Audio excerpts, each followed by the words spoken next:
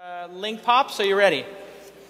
Okay, there you go, Tyler. This is a ringer. By the way, Tyler built something over the last couple of months and he wanted to show it. Couple months? Couple of days? Couple of days. Okay, so this is not in competition, but Tyler's been tirelessly working with me, so I said if you want to launch something, you can. Go ahead, Tyler, you're the last one. Okay. Let's see your presenting skills. Yeah, let's see how this goes. So I saw this article about Bing today doing innovation yet again. And this time they are adding your liked results. So instead of getting 4 blue links, you get 4 blue links with your friends' faces next to the links that they have liked and shared on Facebook, which I think is very cool, actually. But wouldn't it be super cool if you could apply that to all the other websites that you go to? So here we are on BBC, and now as a browser extension, or alternatively as a JavaScript that a publisher could run, when I hover over any link, server, server, server, or am I connected? I am connected, okay. So now I can see what people are saying about this link, and I have the option to connect my Twitter account in one easy click. And when I go back to that same page, or any other page I go to now, you'll notice, if you look closely, little icons appearing of my friends' faces, or people from my social graph, now appear next to the links that they have commented on or tweeted. So is that Ryan Block's icon? I think it is. So I'm going to hover over that one. And of course this gives me more context as to which of these links I might be interested in. Sure enough, that is Ryan Block, and he has commented at me about this link. And there's Don Dodge, and I think that's Naval. Sure enough, it is. Who's over there? I think that's Jose.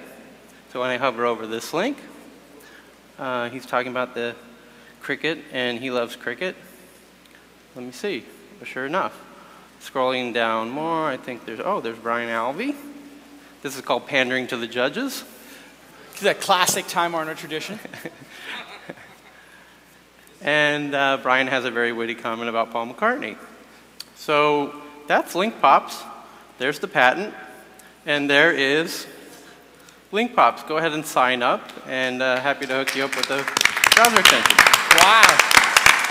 The Jedi Master of presenting, 4 years of presenting has led to you being able to do an awesome presentation. How much is it going to cost? Who are you selling it to? Judges, what did you think? So this one gets tried all the time, right? So there was Third Voice, there was dot spots, but the twist you have, which is really clever, is that you're using data that's already been generated on Twitter and mapping it through the link, Correct. as opposed to, instead of a chicken and egg, you just have a chicken problem. You got to get a few chickens to sign up by putting a JavaScript in the sites. But the eggs are there. They're all on Twitter and they're all linked through. So that's very clever. It might actually work this time. Thanks. So finally, metadata you can use, yes, right? I mean, the idea no is, offense. It's like, right. hey, I'm building a metadata system on everything. Yes. Metadata on my hair. Oh, I don't have hair, but still, there's metadata on it. Here, I get it. Yes. Awesome. Is this real time? Will it, if links are coming in, if something else, will it pop up automatically? It would, yeah. All right. The idea is that Twitter now follows you wherever you're going. How do you show the links? How do you change the page to show the links coming in real time? No, like that's the BBC is the BBC. I'm not changing their links. Okay. But so, if you happen to tweet something while I'm on the BBC, your face would appear next to that link. Got it. But more importantly, it's more historical. So if I go, something you tweeted months ago now would appear, and it just provides more social context to the link. So I'm not a lawyer, but I would be worried about defensibility. I mean, sure, you have the patent filing, but there's so much prior art here, combined with, this looks like one of those business method-y kind of patents, that I just wouldn't put a lot of stock in that, nor is there a rich history of startups suing other startups or larger companies to success. I mean, there are some, but not a lot. So how do you prevent other people from just creating thousands more of these? Ninjas. Ninjas. Yes. I like the answer ninjas. Join us. In that case, if there are ninjas around, I retract my earlier comment. Believe. I like the fact that I don't even have to have any other chickens sign up. It would be immediately useful to me, even if no one else on earth used it. Right, so one of the things for publishers like yourself is, you notice the AdSense, or an ad unit that appears, which we could do rev share with publishers. I think he was saying he can use a Chrome extension as a Yeah, user as without a user, anyone else. We've instant got value. enough, No doubt. got made fun of for how many how many things we had thrown up on our site already earlier. We're not going to add more JavaScript, but as a user, individually, I'd love to. So Jason and Tyler prep all the companies and like train them on like how to be better presenters. And Correct. So I've got to say, right now you're about a 5. Okay. And I think, when you come back tomorrow, I'll give you a couple pointers. Maybe be a 7 or an 8. Yes. Okay. And you present again tomorrow. So the best thing actually in all this, because I think it's interesting and pandering to the judges is cute. But there's always, you gotta have like that one moment, and there was a couple things, the event, they had like, and it was so popular, we had to build a waiting list feature. And you're like, that kind of sticks with you, like, oh, so I didn't really care about you up until you said that, and they're like, oh, damn, there might actually be something cool there. Somebody might want to invest in it, some smell of success, a little hint of it, right? And I think, you know, there's one that signed a contract on stage a couple of events ago. Yeah, that was a couple of years ago. With their like Town 311, you know, thing.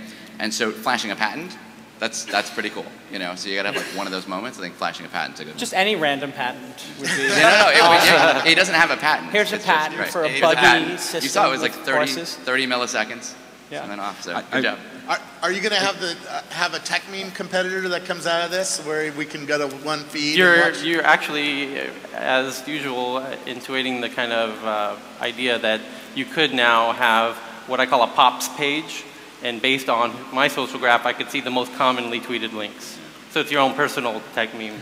Exactly. And this is how I lose my #1 team member employee. Well done, Tyler. Is anybody going to invest? Can I close the deal here right now? No? Okay. All right. We're not looking for investors. We're looking for acquirers. So. Oh, okay. This is a quick flip. I like it. Who wants the patent? Where's Don Dodge? It feels like Twitter should buy this now. This is how Google gets into Facebook social, does. right? Okay. You had a Shervin. You have a final comment? We talked about this last night. It's just Yes. the whole like Shervin News Network. Shervin, as usual, got a sneak preview at the W bar last night. Robert actually, mentioned part of it, but the idea of actually having a page that's not the BBC, but is an aggregated presentation of what your network thinks is interesting, and then adding clout in there and people rank and having that move up and down is really big. Right. And the final thing is call it pop links, please. That would be awesome. Well, let's hear it for Tyler Crowley. Well done.